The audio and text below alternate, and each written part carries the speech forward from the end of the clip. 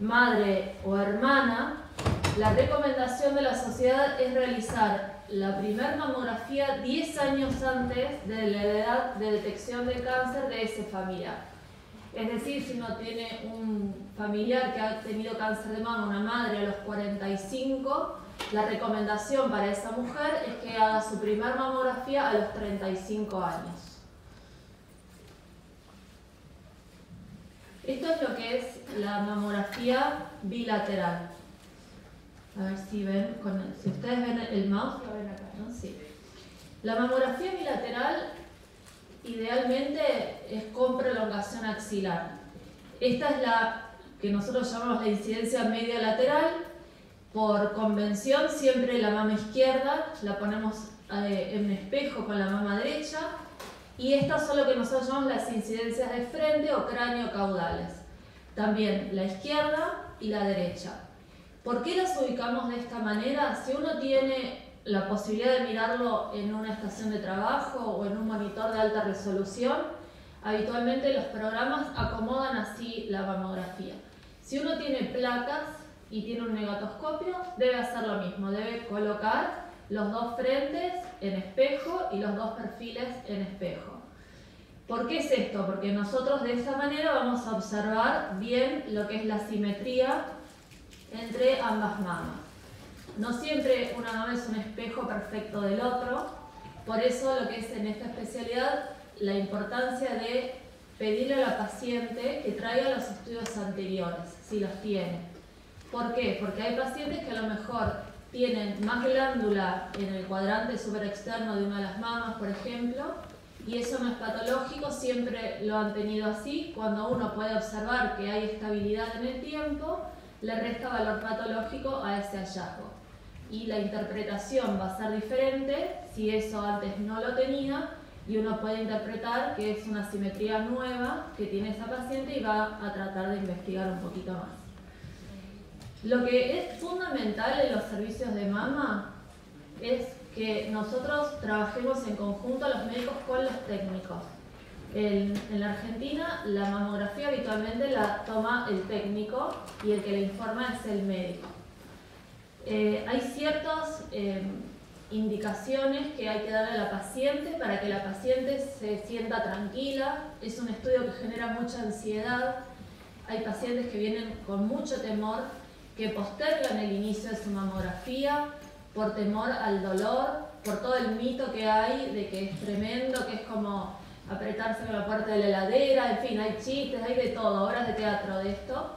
Y nosotros tenemos la obligación de calmar a esa paciente, de explicarle en qué consiste el estudio y la forma en que la técnica trate a esa mujer o a ese hombre, porque también a veces hay que hacerlo en los hombres, va a dar toda la diferencia para que pueda relajar lo más posible el músculo pectoral y podamos obtener una buena imagen y evaluar toda la glándula. Fíjense que en la incidencia mediolateral siempre nosotros vamos a obtener la visión del músculo pectoral y los ganglios de la axila. Por eso es que esto siempre está incluido en la mamografía. Si nosotros ven que esta línea ustedes tienen con esta inclinación convexa, si ustedes vieran esta línea al revés, cóncava o incluso muy recta, con pliegues, quiere decir que la paciente está tensa y probablemente hay parte de la mama que no estemos incluyendo. Cuando nosotros vemos el pectoral de esta manera, sabemos que la paciente está relajada y la placa es de mejor calidad. Otra cosa que nosotros tenemos que tener en cuenta cuando evaluamos una mamografía es que la técnica no nos haya cortado parte de la glándula. ¿Cómo sabemos que a lo mejor hay parte del tejido que no está incluido en la placa? Bueno, una de las cosas que tenemos que evaluar es, siempre después ven que esto es un poquito, digamos, lo que es más radiodenso es la glándula y lo que es la grasa se ve más oscura. Siempre tenemos que tener visibilidad de grasa en el plano posterior. Eso quiere decir que la técnica traccionó lo suficiente para que nosotros podamos estar evaluando todo el tejido. ¿Qué pasa si nos queda una parte que no podemos ver y si ahí la paciente tiene un cáncer, nosotros no lo vamos a ver? Así que es súper importante insistir para que las técnicas tomen buenas placas. Y si nosotros vemos que hay algo que falta, bueno, hablar con la paciente, volverla a ingresar al mamógrafo y repetir la incidencia. En el caso del frente, en un 40% de los casos podemos ver el pectoral posterior, lo cual nos asegura también que llegamos bien hacia el plano posterior. Sin embargo, no es una obligación verse el pectoral. Hay pacientes que por más que esté bien ubicada la glándula, no lo vamos a ver. Lo que sí tenemos que ver es la grasa a nivel posterior. En general, en las incidencias de perfil podemos ver casi 1 centímetro más de tejido que en las de frente. Otra cosa que tenemos que tener en cuenta en la mamografía es que el pezón, fíjense que esta es la estructura del pezón, tiene que estar proyectado hacia afuera. ¿Qué pasa si nosotros descuidadamente tomamos la mama con el pezón hacia adentro rolado? Va a quedar como si fuera un nódulo proyectado dentro del parénquima mamario. Eso es muy desprolijo, a veces el radiólogo lo puede detectar, pero el médico que recibe el estudio tiene que, digamos, no tiene por qué saber y estar súper entrenado, y eso a veces nos genera digamos, estudios después con devolución para hacer una magnificación, una ecografía, y en realidad una estructura del pezón. Si por algún motivo esa mama no puede tener la proyección del pezón hacia afuera, porque la paciente a veces está operada, la mama ya tiene una distorsión, lo que debemos hacer es colocar un perdigón pequeñito, metálico, con una cinta, y entonces después nosotros sabemos que ese perdigón en realidad corresponde al pezón y nosotros lo aclaramos en el informe. En algunas instituciones van a ver que aparecen como hilos metálicos también proyectados dentro de la glándula, y en otras directamente el radiólogo le informa. Eso es porque hay veces que se marcan también en la piel las cicatrices que tienen las pacientes de cirugías previas, para que uno esté seguro que la distorsión que se ve subyacente a ese hilo corresponde a la cicatriz y no a algo nuevo. Y lo mismo se puede hacer con las lesiones palpables. Cuando algún paciente dice que tiene alguna lesión palpable, que se toca un nódulo, muchas veces la técnica lo marca con un perdigón para ayudarlo al médico y que después los hallazgos sean, digamos, más fáciles de correlacionar.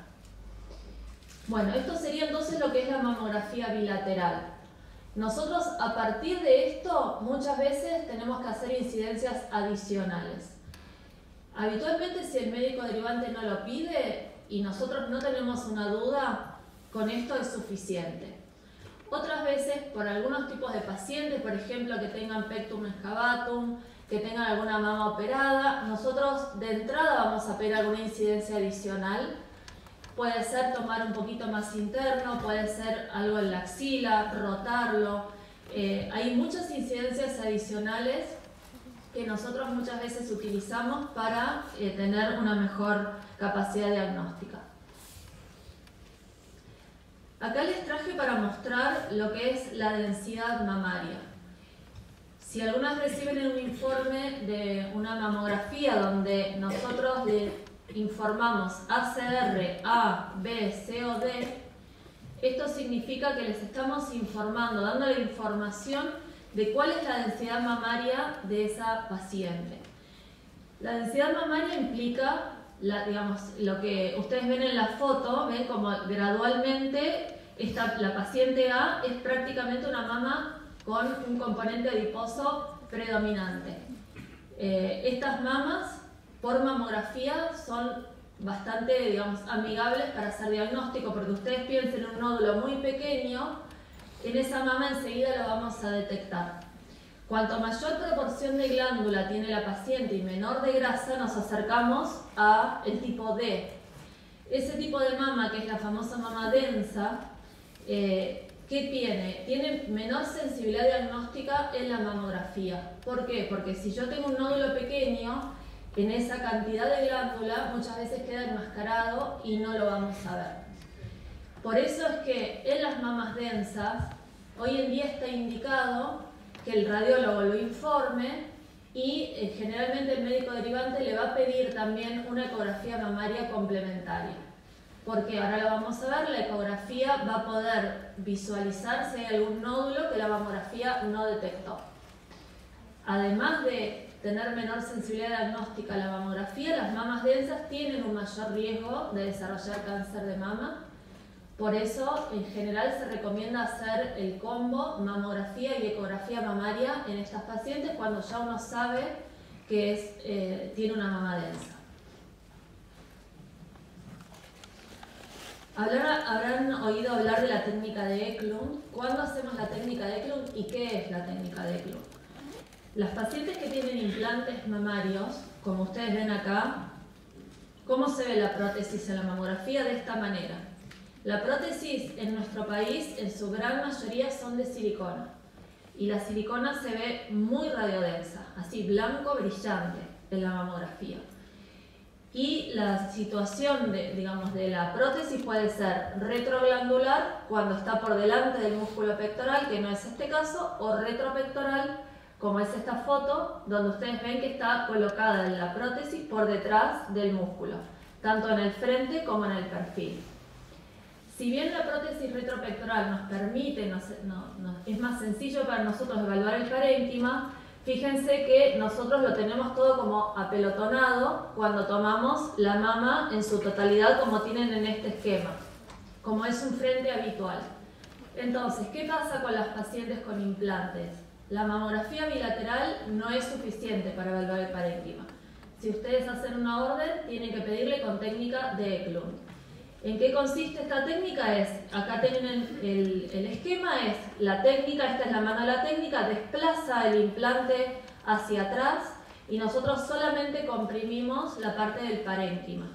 Y la imagen en esta misma paciente que obtenemos es esta. Fíjense la diferencia, cómo se ve mucho mejor el tejido, podemos ver también el plano posterior y hacer un diagnóstico como corresponde.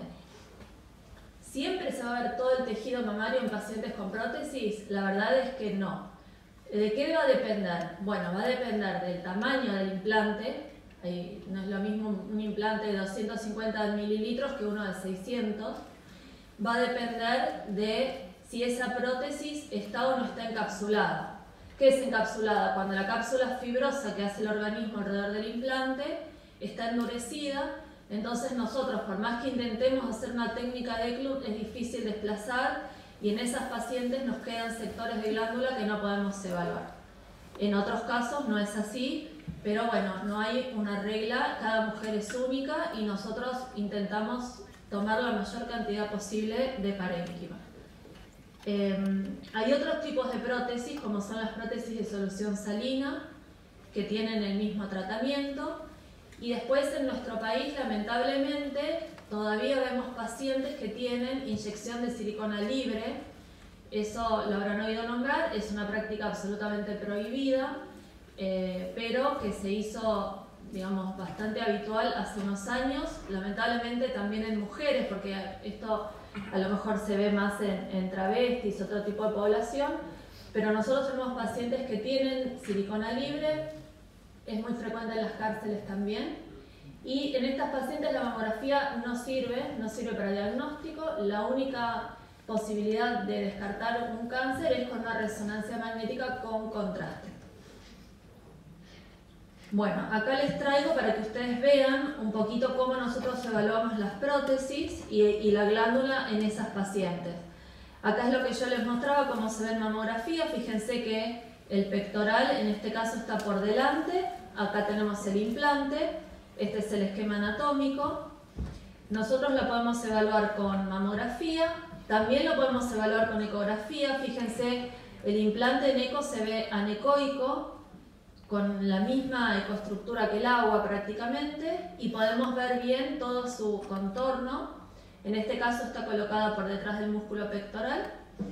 Y también las podemos evaluar por resonancia, que es el estudio de elección para evaluar las rupturas de las prótesis.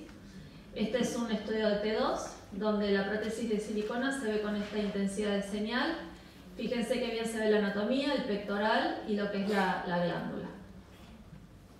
En el caso de los implantes retroglandulares, vamos a ver diferente. Vamos a ver la glándula, la prótesis por detrás de la glándula, y luego recién el músculo pectoral. Entonces en la mamografía siempre miramos la del perfil porque es más fácil de evaluar el músculo.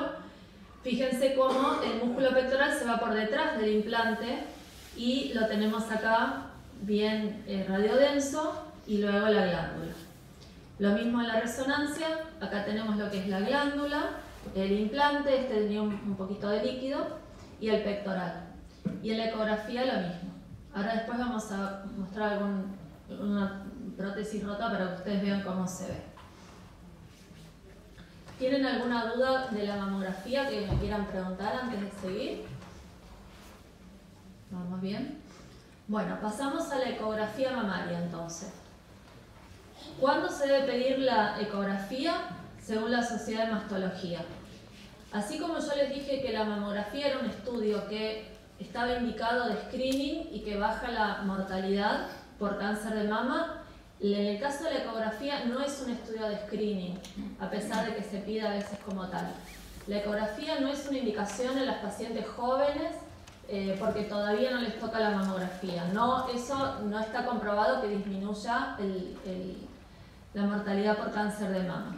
Sí hay que pedir una ecografía. La Sociedad de Mastología recomienda antes de los 35, alguna como control, pero no para hacerla todos los años.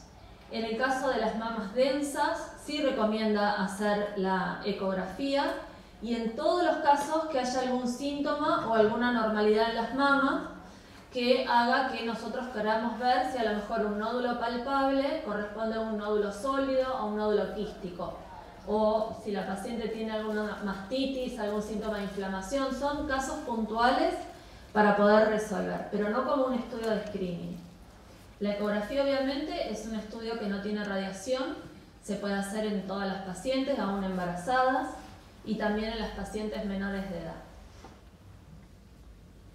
La ecografía se hace con los equipos, digamos, que se usan para ecografía general, nada más que necesitamos tener un transductor de alta frecuencia. El transductor se llama lineal. Creo que si habrán visto ecografía, la ecografía depende el órgano a evaluar, nosotros vamos a elegir un tipo de transductor. Para lo que es mama necesitamos un transductor parecido al de tiroides, digamos, para tejidos superficiales y que nosotros podamos modificar la frecuencia de ese transductor para poder ver desde la piel hasta el pectoral. Esta es una imagen de ecografía de mama donde nosotros vamos a evaluar varios planos. Este es el plano de la piel. Siempre hay que evaluar la piel porque hay, digamos, tumores de mama que pueden ser muy superficiales o a veces son lesiones de piel como quistes sebáceos o, digamos, distintos procesos cutáneos que pueden simular un cáncer de mama, porque ustedes saben que hay una forma que se llama inflamatoria que a veces aparece con algo similar a una infección. Después acá tenemos la grasa y el tejido mamario y en este plano tenemos el músculo pectoral. Cuando ustedes hacen una ecografía mamaria tienen que fijarse que el seteo del equipo sea tal que uno vea todos los planos. A veces que uno encuentra fotos donde termina acá, está sumamente ampliado y uno no ve el músculo pectoral. Entonces, la verdad que ahí dudamos de que si el médico que hizo el estudio estaba realmente viendo el plano posterior o no lo estaba haciendo. Así que es muy importante que nosotros hagamos un registro como radiólogos de lo que estamos evaluando, de al menos una foto por cuadrante y después de los hallazgos patológicos. Bien, les voy a decir dos palabras de lo que es la mamografía de energía dual, que es la mamografía con contraste. ¿Qué es este estudio, digamos? Es una mamografía que combina lo que es la mamografía de baja energía o común, que nosotros vemos que habitualmente tenemos un rango de kilovoltaje que no supera los 45 kilovolts, y otro tipo de mamografía con alta energía, es decir, con kilovoltaje alto. ¿Por qué combinamos las dos? La mamografía con contraste lleva la inyección de iodo, y lo que nosotros vamos a intentar ver, al igual que en una tomografía, es si alguna estructura realza con ese iodo.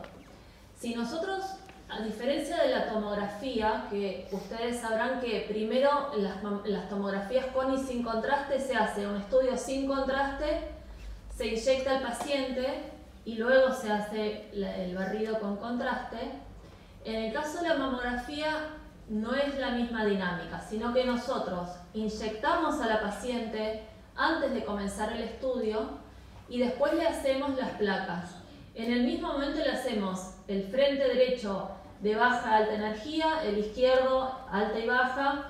¿Por qué? Porque en realidad cuando nosotros, aunque tenemos el iodo presente en el tejido, si no lo vemos con alto kilovoltaje, el iodo no se ve y después podemos igual hacer la recombinación como ahora les voy a mostrar.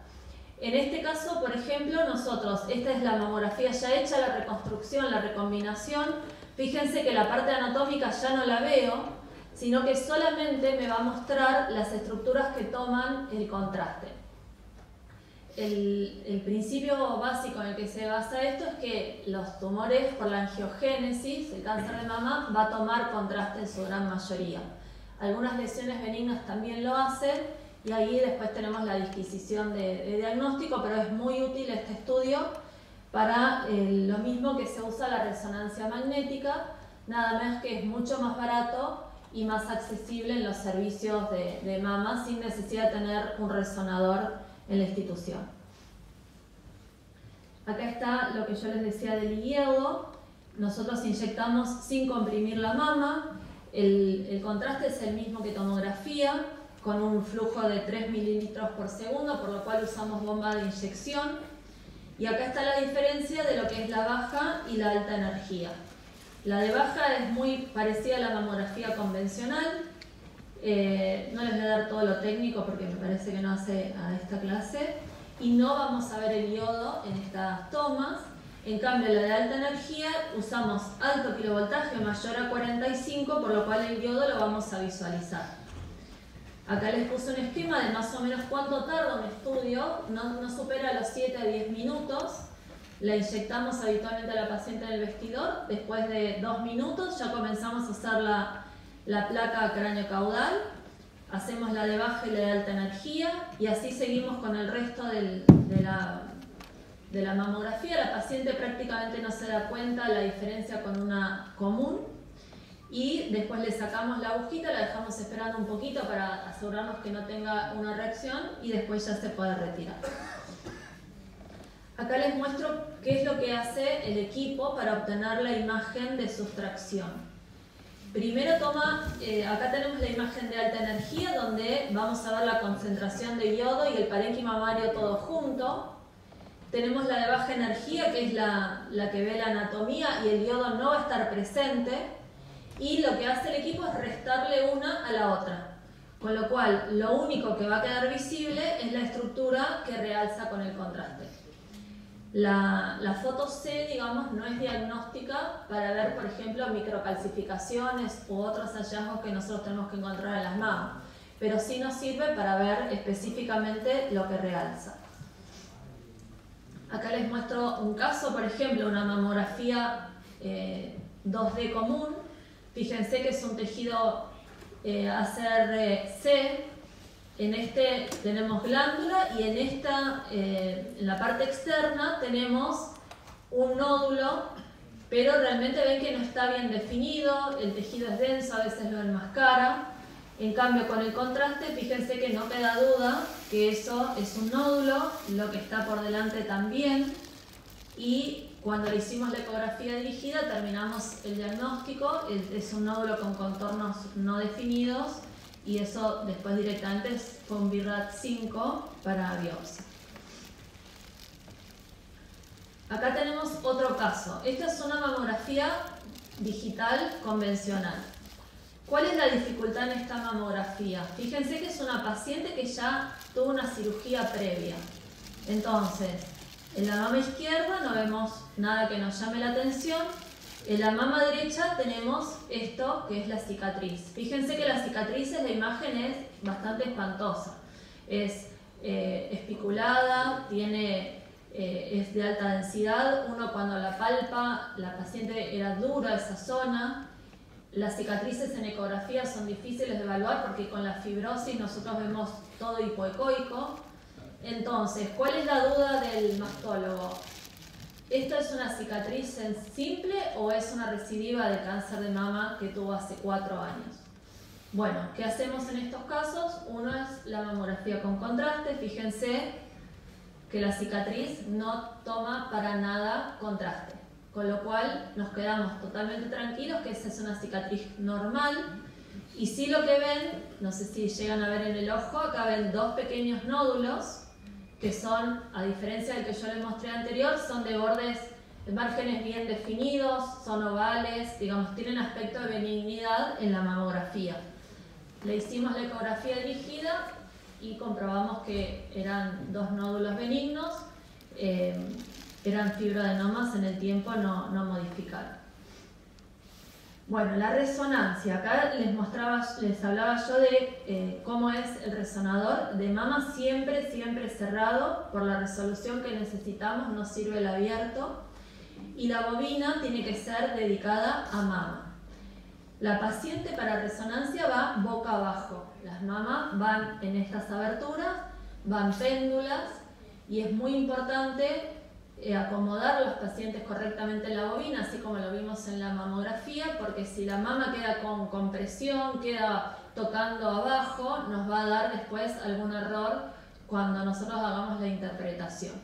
Así que también en la resonancia es muy importante hablar con el técnico, con el médico residente a cargo, o nosotros mismos, si estamos en la consola, ir a verificar que la posición de la paciente sea la correcta antes de comenzar. Hoy en día las resonancias tienen un tubo muy amplio, tienen espejos, entonces la verdad es que la paciente con una buena explicación y contención habitualmente tolera el estudio. ¿Cuánto tarda una resonancia mamaria? Si la paciente no tiene implantes y no tenemos que hacer secuencias específicas para evaluar las prótesis, habitualmente tarda entre 20 y 25 minutos. Si nosotros queremos también evaluar las prótesis de mama, el estudio se prolonga a 40-45 minutos. Por eso yo les decía que la mamografía con contraste tiene la ventaja de que el estudio se hace en 7 a 10 minutos. ¿Qué pasa en nuestro país? ¿Por qué no hay tantas mamografías con contraste y hay tantas resonancias de mama?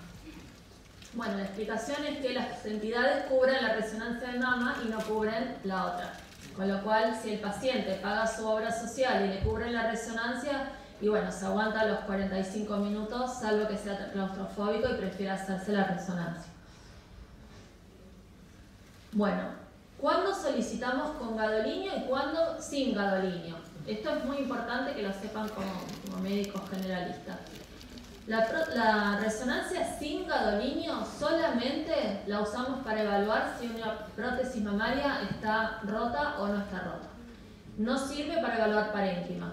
Si nosotros recibimos un pedido de resonancia mamaria sin contraste y la paciente no tiene implante, directamente la mandamos de vuelta a hablar con su médico porque no le hacemos el estudio.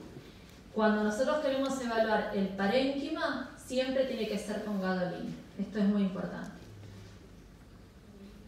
Les voy a repasar rápidamente las indicaciones de la resonancia de mama. Unas son pacientes que ya sabemos que tienen cáncer. ¿Por qué les podemos pedir resonancia? Una es la estadificación prequirúrgica. Nosotros en la estadificación queremos evaluar el tamaño que tiene ese tumor, la distancia que tiene al pezón, la distancia que tiene al pectoral y saber si tiene lesiones que son, digamos, multicéntricas, multifocales o contralaterales. A veces en los pacientes con tumores de mama muy grandes, la mamografía nos limita un poco, no podemos llegar a ver bien la relación con otras estructuras del tórax y el cirujano, lo que es la resonancia, como se ve todo el tórax, ayuda a poder planificar la cirugía.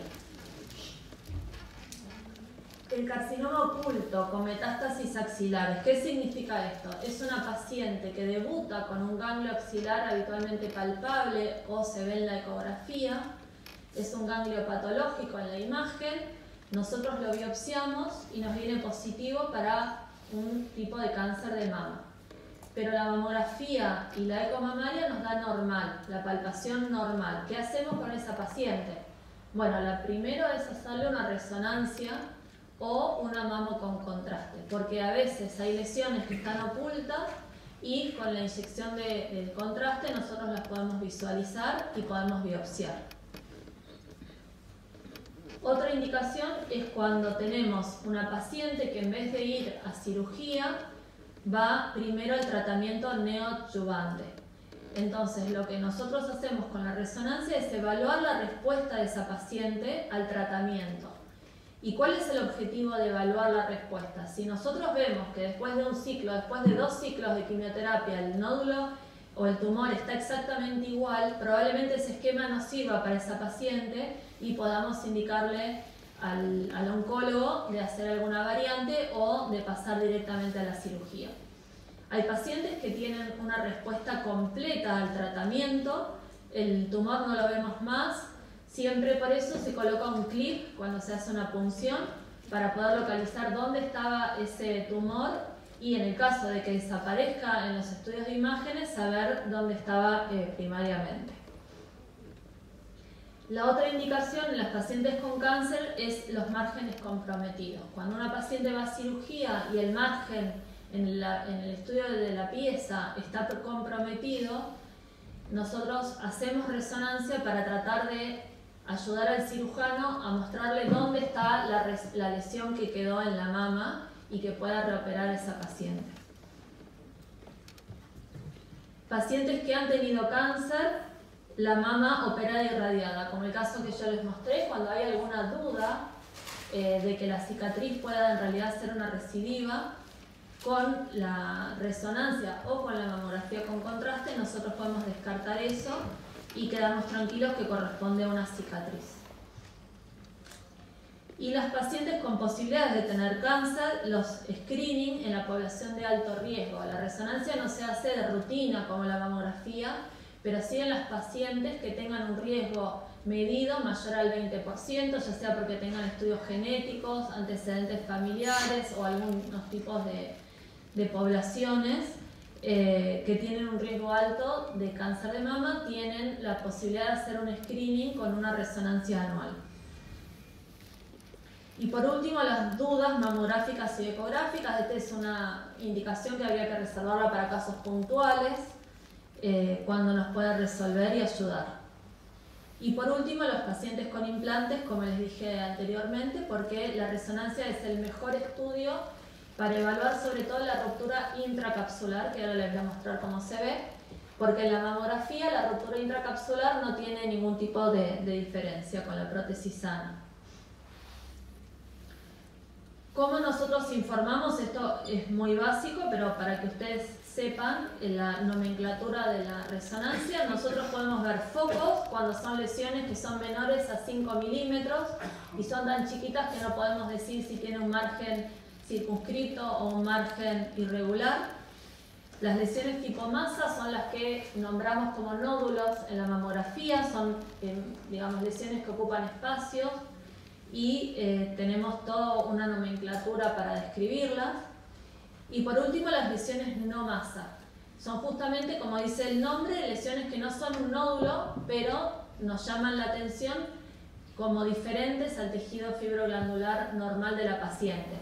Tienen distintos patrones y hay algunos tumores de mama que se manifiestan generalmente con este tipo de lesión, como son los carcinomas lobulillares, que no nos dan un nódulo, sino que nos dan un realce que es patológico, pero que nos forma una lesión redondeada. Y muchas veces, en vez de palparse como un bulto, se palpa como mayor densidad o directamente no se palpa, lamentablemente. Bueno, vamos a ver algunos casos para que ustedes puedan tener idea de cómo se ven las imágenes y preguntar si necesitan. Esta es una mamografía bilateral, ¿sí? Tenemos el frente, tenemos las incidencias mediolaterales. ¿Qué nos encontramos con esto? Y parece que le tiraron las bolitas de los chicos adentro de la mama. Es complicado cuando uno tiene este tipo de tejido, porque si uno de esos nódulos es un nódulo maligno y el otro es un quiste, por la mamografía nos parecen todos iguales, quedan todos enmascarados.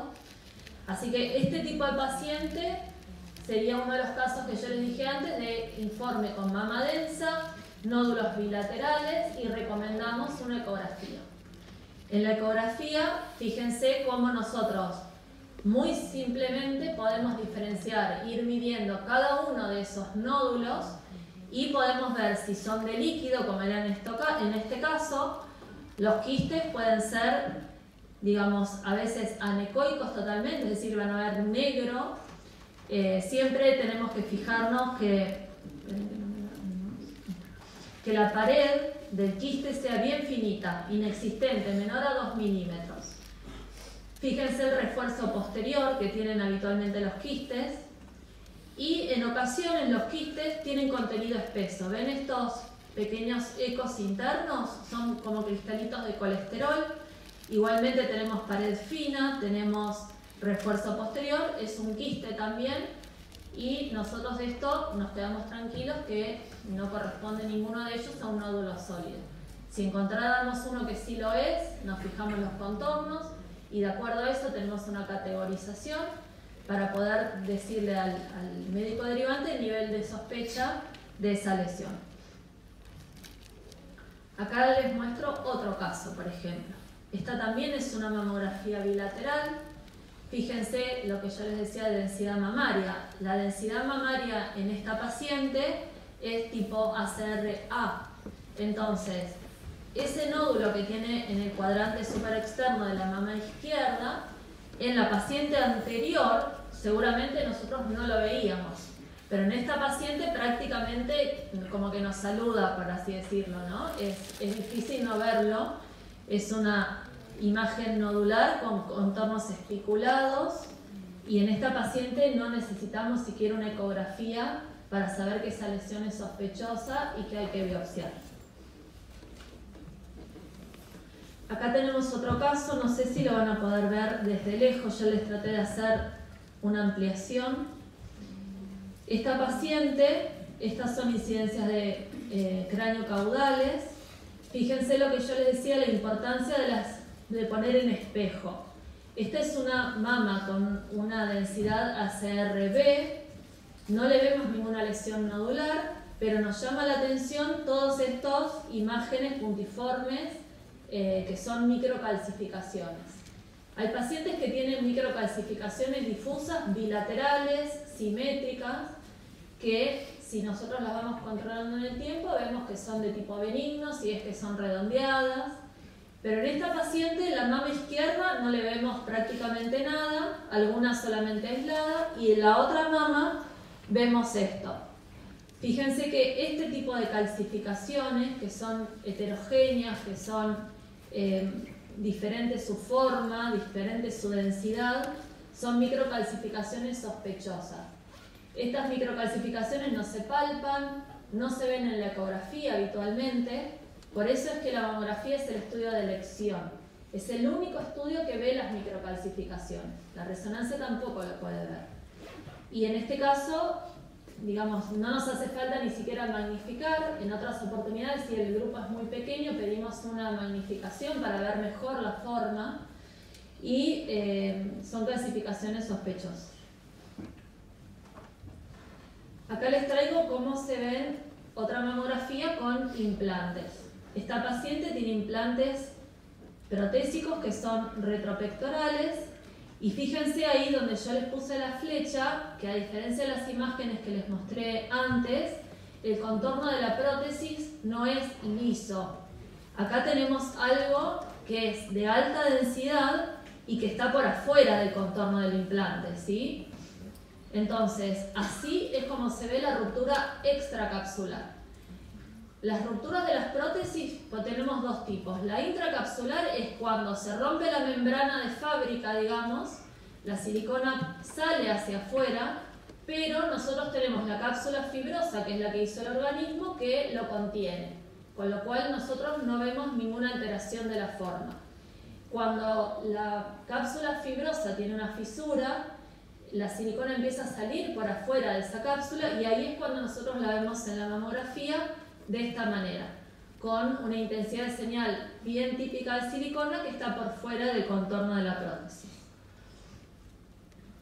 Acá tenemos otro caso, fíjense, esta paciente tiene también implante retropectoral y el contorno es completamente liso, pareciera que es normal. pero cuando nosotros le hacemos la ecografía, si se acuerdan de la imagen anterior, en vez de ser un contenido de la prótesis totalmente anecoico y homogéneo, tenemos esta imagen con ecos internos. Tenemos que en vez de tener una línea trilaminar, que es la habitual de la membrana, tenemos una parte acá flotando en el gel. Y en el caso de esta paciente también le hicimos resonancia. Fíjense, esta es una secuencia T2. El implante derecho es totalmente normal. Fíjense la intensidad de señal homogénea y la cápsula como una línea negra que la rodea. En cambio, la prótesis izquierda ya no vemos esa membrana en forma homogénea y tenemos el signo de Linguini, que se le llama cuando ya la membrana está rota y está flotando dentro del gel. El gel solamente está contenido por la cápsula fibrosa. Esta es una ruptura intracapsular y por eso no se visualiza en la mamografía. La paciente puede convivir con las rupturas intracapsulares, no es una indicación urgente de recambio, a veces por años, y sobre todo en nuestro contexto económico donde a lo mejor no tienen dinero para cambiarlo, no es una urgencia. Acá les traigo otro caso. Esta es una mama densa, ACR-D. Fíjense que tiene una gran proporción de tejido glandular y nosotros acá lo que ven ustedes es un pequeño clip porque tenía un grupo de microcalcificaciones que biopsiamos y vino un resultado de anatomía patológica, carcinoma ductal con microinvasión. Nosotros acá, digamos, le hicimos ecografía, no había ningún nódulo y la realidad es que la paciente tenía antecedentes. El oncólogo quería ver la extensión de esa enfermedad. Entonces le pidió resonancia. Fíjense lo que es la resonancia de esta paciente. Estas son las secuencias de sustracción, nosotros anulamos todo el tejido y solamente persiste la parte de realce patológico. Fíjense la diferencia entre ambas mamas y cómo la lesión de esta paciente era mucho mayor, abarcando, acá se ve bien el patrón, ven, ductal, con una dirección triangular hacia el pezón, y el compromiso era mucho más extenso que lo que se veía en mamografía. Sin embargo, la mamografía fue suficiente para detectar microcalcificaciones y poder hacer la biopsia. Bueno, de mama creo que les mostré un panorama general. Les voy a dar, antes de terminar, algunas palabras de lo que es la ecografía transvaginal. La eco transvaginal, al igual que la mamaria, no es una ecografía que se deba pedir como rutina y que baje la mortalidad y que ayude a detectar el cáncer de ovario en las pacientes. La ecografía transvaginal se hace con la sonda que tienen acá en la foto. Nosotros siempre ponemos un profiláctico enfrente de la paciente con gel y se puede hacer en cualquier mujer que haya tenido relaciones previamente, porque no hacemos ni en pacientes discapacitadas ni en pacientes vírgenes este tipo de ecografía. La ecografía transvaginal, ¿por qué es de elección en relación a la otra, a la que se hace por vía abdominal? Tiene muchas ventajas. Una es que nosotros no dependemos del tipo físico de la paciente. Si la paciente es obesa, si la paciente tiene mucho aire en el intestino, que el aire es enemigo de la ecografía, no nos permite ver. En cambio, la ecografía transvaginal, como ustedes ven en el esquema, al estar la sonda apoyada sobre el cuello, nos permite estar muy cerca de las estructuras y poder ver bien en las pacientes. Tampoco tenemos que indicar la retención del líquido, todo lo contrario, que ustedes saben que es muy molesto para las pacientes estar aguantando el litro de agua y para lo que es el día a día en el flujo de trabajo de un lugar donde hacemos ecografía, de gente tocándonos la puerta que quiere hacer pis, que no aguanta más. Con la ecografía transvaginal todo esto se anula. ¿Qué es lo que nosotros vamos a ver y cómo se ve la imagen de la EcoTV? Nosotros vamos a poder ver lo que es el útero, el cuello del útero. El útero siempre tenemos que pedir que nos lo midan en los tres planos, ¿sí? El plano longitudinal, el plano antero-posterior y el plano transversal. Siempre los tres. porque si no, no podemos comparar con otra ecografía previa si hubo alguna modificación o no la hubo. También nosotros podemos tener un buen acceso a evaluación del endometrio, que es esta estructura que ustedes ven acá, y el endometrio va a variar de acuerdo a la etapa del ciclo menstrual de esa paciente, si está en una etapa premenopáusica, ¿no? Fíjense lo bien que se ve, y nosotros, la verdad que es un estudio que no molesta para nada. Acá les traigo algunos ejemplos. Fíjense cómo se ve un ovario normal. En este caso era una paciente que tenía 42 años. Este es el ovario derecho. A veces vemos los folículos, pero es importante siempre preguntar al paciente en qué estadio hormonal está. No es lo mismo un ovario de una paciente de 60 años, que generalmente el tamaño es de una almendra y que muchas veces no lo podemos encontrar, pero podemos ver la región anexial y evaluar que no haya patología, que un ovario de una chica de 25, donde habitualmente tenemos que verlo. Son ovarios más grandes, generalmente tienen folículos, salvo que haya anticonceptivos. Y entonces cada paciente es diferente. Tenemos que preguntar siempre la fecha de última menstruación, no solo para saber en qué momento del ciclo está, sino para saber si tiene posibilidad de estar embarazada. Acá tienen, por ejemplo, cómo se ve un ovario que es patológico. Fíjense la diferencia. Este ovario tiene un tamaño mayor al habitual. Acá está medida la parte quística, pero también tenía un componente sólido, un mamelón. Este era un blastoma de ovario. Acá tenemos otro caso, también de otro tipo de blastoma. Fíjense lo bien que se puede visualizar. Cuando el ovario tiene folículos, se ven anecoicos, se ven en distintos tamaños, pero esto no son folículos en ovario, sino que es una lesión única, multiloculada, con tabiques. Esto es claramente patológico. Acá les traje para ver, por ejemplo, un caso donde el endometrio, a diferencia de la foto anterior, fíjense, también está la señora que acá les muestro, una señora de 65 años. El endometrio de esa paciente tiene que ser finito, y en esta paciente tenía más de 15 centímetros. Fíjense que no podemos ver la diferencia entre lo que es la finalización del miometrio y lo que es el endometrio.